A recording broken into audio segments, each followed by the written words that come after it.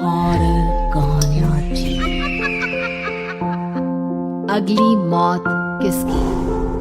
संजीव अपने दोस्तों राघव और प्रतीक के साथ बियर बार में बैठकर बियर पी रहा था। संजीव आज बहुत खुश लग रहा था। अरे यार, आज की पार्टी में तो मजा आ गया। तुम दोनों दोस्तों के साथ तो मेरी जिंदगी इतनी अच्छी है कि क्या बताऊं कितनी अच्छी है। अरे भाई, अब दोस्ती की है तो जीना मरना सब साथ में। हाँ अरे यार सुनो, जल्दी से एक बियर और ऑर्डर करते हैं ना, एक आखिरी, और उसके बाद ये जश्न यही खत्म हो जाएगा। अरे हाँ, क्यों नहीं। वेटर, जल्दी से 2 बियर की बोतल लेकर आओ। आज मेरे दोस्तों को जश्न मनाना है, क्यों? इतने में वहां पर एक बहुत सुंदर लड़की छोटे छोटे कपड़े पहनकर हाथ में बियर की बोतल लेकर उसके पास आती है। ये लीजिए, आपने बियर ऑर्डर की थी ना, मैं लेकर आ गई। क्या बात है यार, इस बार की वेटर तो बड़ी सुंदर है। अब बियर लेकर आई हो तो अपने हाथों से ही पिला दो ना।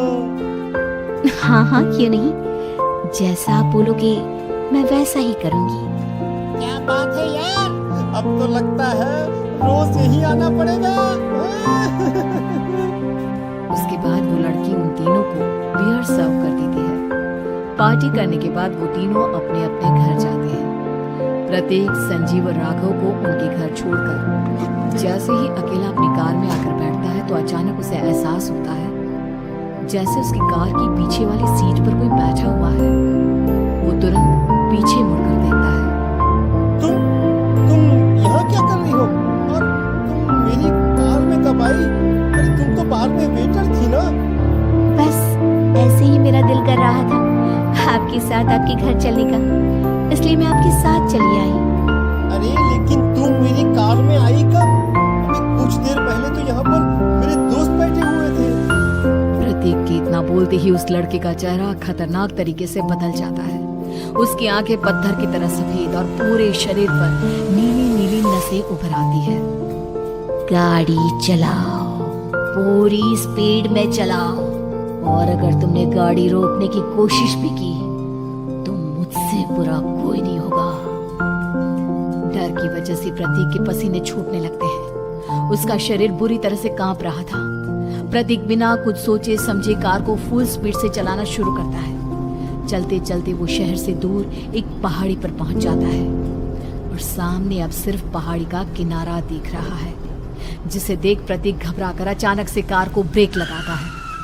देखो देखो देखो देखो, मुझे छोड़ दो मुझे। अगर मैंने गाड़ी जरा सी भी आगे बढ़ाई तो हम दोनों नीचे गिरकर मर जाएंगे। ये तो तुम्हें पहले सोचना चाहिए था ना। अब कुछ नहीं हो सकता।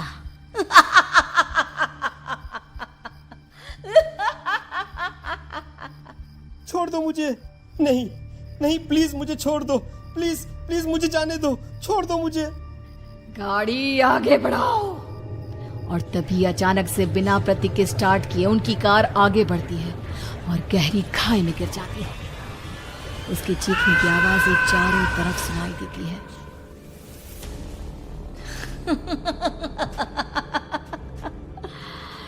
तुझे मारकर मेरे कलेजे में जल रही आग को थोड़ी शांति तो मिल गई, लेकिन अभी ये कहानी खत्म नहीं हुई।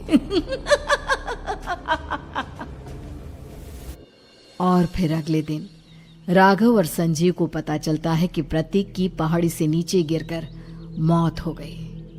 अरे कल रात की तो बात है यार, हम सब बैठकर पार्टी कर रहे थे, लेकिन मेरी एक बात समझ में नहीं आ रही।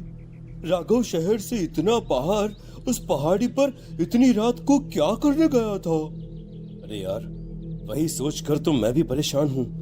हम दोनों को छोड़ने के बाद तो वो सीधा अपने घर जाने वाला था, और वो आत्महत्या क्यों करेगा भाई? कल रात तक वो कितना खुश था, हमारे साथ सेलिब्रेट कर रहा था। हाँ, लेकिन पुलिस ने तो यही कहा है कि प्रतीक ने अपनी कार को जानबूझकर पहाड़ी से नीचे गिरा दिया और आत्महत्या कर ली। अरे यार, संजीव, मेरी तो कुछ भी समझ में नहीं आ रहा है। चल ठीक है, अब मैं अपने घर जाता हूँ। Okay, bye. राघव अपने घर में अकेला था। दोपहर का वक्त था। तभी दरवाजे की घंटी बजी। कौन है? अरे 1 मिनट रुको, अभी आता हूँ। राघव ने जैसे ही दरवाजा खोला उसने देखा कि सामने एक बहुत खूबसूरत लड़की खड़ी हुई है। कौन है आप और यहाँ किससे मिलने आई हैं? देखिए ना, बाहर बारिश शुरू हो गई थी, मेरी गाड़ी खराब हो गई है। आपका घर नजर आया तो सोचा कुछ हेल्प ले लेती हूँ। क्यों नहीं, आइए ना, आइए आइए।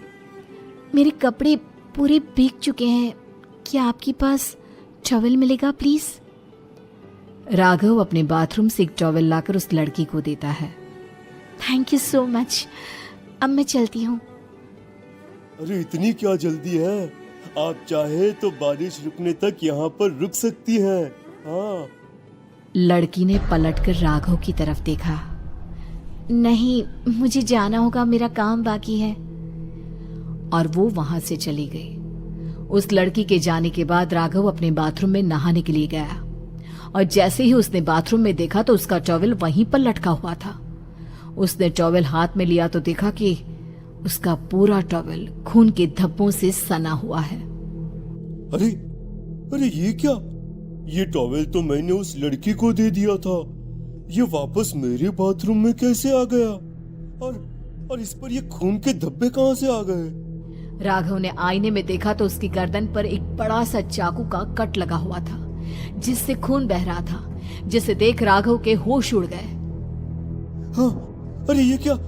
मेरी गर्दन इतनी ज्यादा कटी हुई है और मुझे दर्द भी नहीं हो रहा है। ये क्या हो रहा है मेरे साथ? राघव घबराकर बाथरूम से बाहर आया और अपना मोबाइल उठाकर उसने संजीव को फोन लगाया। संजीव जल्दी से मेरे पास आ जाओ। मुझे लगता है कुछ बहुत बड़ी गड़बड़ है, जल्दी आ जाओ। उधर से आवाज आई, लेकिन वो आवाज संजीव की नहीं बल्कि एक लड़की की थी। कुछ अजीब नहीं हुआ है, बस तुम्हारी मौत तुमसे मिलने आई थी और तुम्हें मारकर चली गई।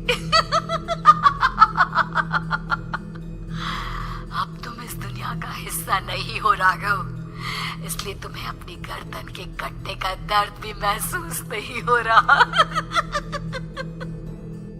नहीं, ऐसा नहीं हो सकता, ऐसा नहीं हो सकता। कौन हो तुम? तुम्हारी मौत।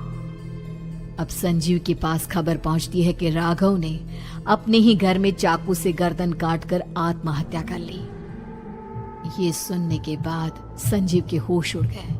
वो पसीने से तरबतर हो गया और एक अनजाना डर अब उसके दिल को सताने लगा। संजीव के साथ ही उसका एक छोटा भाई राजीव भी रहा करता था। अपने भाई को इस तरह परेशान देखकर राजीव उसके पास आया। अरे भैया, क्या हुआ भैया? आप इतने घबराए हुए क्यों लग रहे हैं? प्रतीक और राघव की मौत, मेरा मतलब मेरे कुछ समझ में नहीं आ रहा भाई। अचानक से मेरे दोनों दोस्तों ने आत्महत्या क्यों कर ली? अरे वो तो मेरी भी समझ में नहीं आ रहा है भैया। हाँ, हो सकता है कि कोई परेशानी होगी और इसीलिए उन्होंने ऐसा किया होगा। हाँ, लेकिन दोनों की जिंदगी में एक साथ परेशानी और दोनों का इतनी खतरनाक तरीके से आत्महत्या करना, कहीं ऐसा तो नहीं मैं भी मर जाऊंगा? अरे आप ऐसी बातें क्यों कर रहे हैं भैया? वैसे ही मैं इतना परेशान हूँ। जब से अंजलि ने मेरा साथ छोड़ा है तब से सब कुछ बहुत अजीब सा हो गया है। रोज रात को डरावने सपने आते हैं। ऐसा लगता है जैसे अंजलि बार बार मेरे सपनों में आकर मुझे डराने की कोशिश करती है। अंजलि का नाम सुनते ही संजीव की आंखें फट गई और उसके गले में आवाज अटक गई। उसके चेहरे पर घबराहट साफ नजर आ रही थी। कौन थी वो लड़की जिसने प्रतीक और राघव को आत्महत्या की आड़ में मौत की घाट उतार दिया? और कौन थी अंजलि जो बार बार राजीव के सपनों में आकर उसे डरा रही थी? अंजलि का नाम सुनकर संजीव इतना घबरा क्यों गया? इन सवालों के जवाब जानने के लिए देखिए इस खतरनाक कहानी का अगला भाग।